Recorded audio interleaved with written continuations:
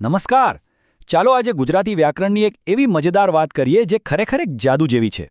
આપણે વાત કરવાના છીએ કાળ વિશે. કાળ એટલે કે ભાષાનું પોતાનું ટાઈમ મશીન. હા, એક એવું યંત્ર જે આપણને ફક્ત શબ્દોના સહારે ભૂતકાળમાં લઈ જાય, વર્તમાનમાં રાખે અને ભવિષ્યની સફર પણ કરાવે. તો ચાલો શરૂઆત એક નાના સવાલથી કરીએ.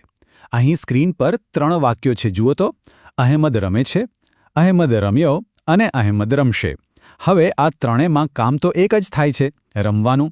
પણ જુઓ, એક નાનકડો શબ્દ બદલાયો અને આખો સમય જ બદલાઈ ગયો. ક્યારેક અત્યારની વાત છે, ક્યારેક વીતી ગયેલી, તો ક્યારેક આવનારી. આખરે આ જાદુ છે શું? તો આ જાદુનું રહસ્ય છે કાળ. હા, એ જ કાળ જેને આપણે અંગ્રેજીમાં ટેન્સ કહીએ છીએ. વ્યાકરણની રીતે સમજીએ તો કાળ એટલે બીજું કંઈ નહીં પણ ભાષાની એવી સિસ્ટમ જે બતાવે છે કે કોઈ પણ ક્રિયા કયા સમયે થઈ. મતલબ કે કામ અત્યારે ચાલી રહ્યું છે કે પછી પૂરું થઈ ગયું છે કે ભવિષ્યમાં થવાનું છે. બસ આ જે ક્રિયા થવાનો સમય છે ને, એને જ કહેવાય કાળ.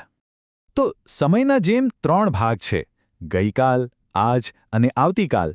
બસ એ જ રીતે આપણી ગુજરાતી ભાષામાં પણ મુખ્ય 3 કાળ છે. અને આપણી બધી જ વાતચીત, બધું જ લખાણ આ 3 કાળના પાયા પર જ ટકેલું છે. તો ચાલો આ ત્રણેયને જરા નજીકથી ઓળખીએ. અહીં જુઓ, એકદમ સ્પષ્ટ રીતે 3 કાળ આપણી સામે છે. પહેલું, વર્તમાન કાળ, એટલે કે ક્રિયા અત્યારે, આ જ ક્ષણે ચાલુ છે, જેમ કે અહેમદ રમે છે.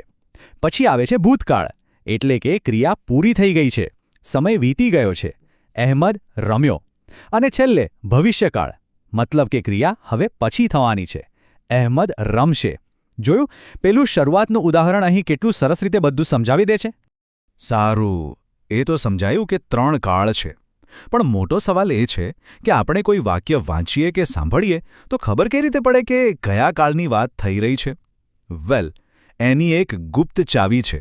અને આ ચાવી છુપાયેલી છે ક્રિયાપદમાં અને એની સાથે લાગેલા અમુક ખાસ સંકેતોમાં, જેને આપણે પ્રત્યય કહીએ છીએ. ચાલો આ જાસૂસી શરૂ કરીએ અને એ સંકેતોને શોધી કાઢીએ. સૌથી પહેલા વાત કરીએ વર્તમાનકાળની. આને ઓળખવો તો એકદમ સહેલો છે. બસ એટલું જોવાનું કે વાક્યના અંતે છે, છું કે છીએ જેવું કંઈ આવે છે. જો હા, તો સમજી લેવાનું કે વાત અત્યારની જ થઈ રહી છે. આ તો પાક્કો પુરાવો છે. આપણે વિચાર્યા વગર રોજ કેટલી વાર છેનો ઉપયોગ કરીએ છીએ, નહીં? ઓકે, હવે ભૂતકાળની નિશાની શું?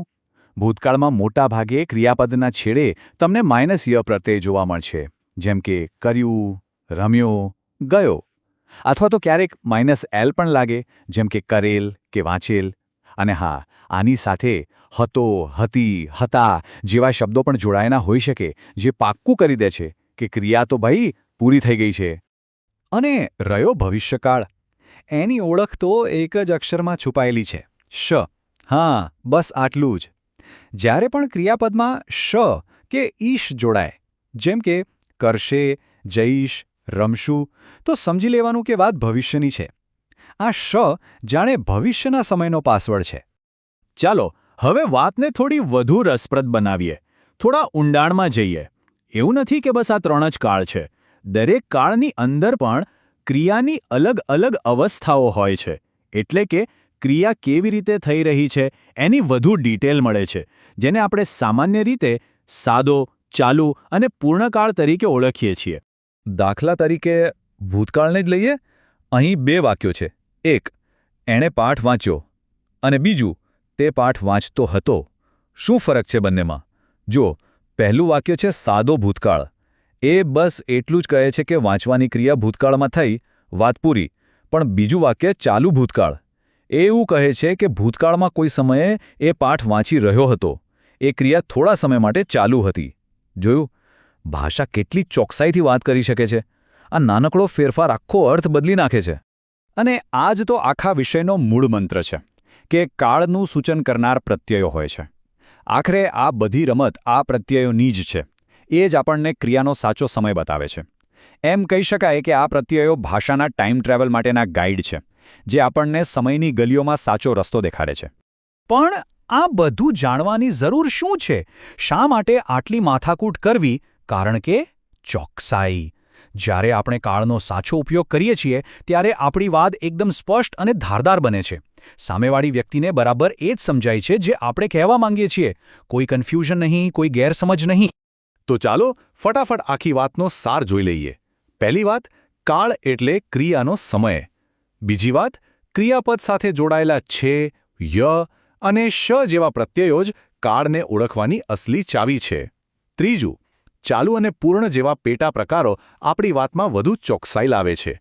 અને સૌથી અગત્યનું, જો આપણે સ્પષ્ટ અને અસરકારક રીતે વાત કરવી હોય તો કાળનો સાચો ઉપયોગ કરવો જ પડે. તો અંતમાં બસ એક સવાલ. જરા વિચારો, જો આપણે ભાષામાં કાળનો આટલી સચોટતાથી ઉપયોગ કરીએ તો આપણા વિચારોને, આપણી અભિવ્યક્તિને કેટલી બધી તાકાત મળી શકે છે? આપણા શબ્દો કેટલા શક્તિશાળી બની શકે છે? આના પર વિચારવા જેવું ખરું?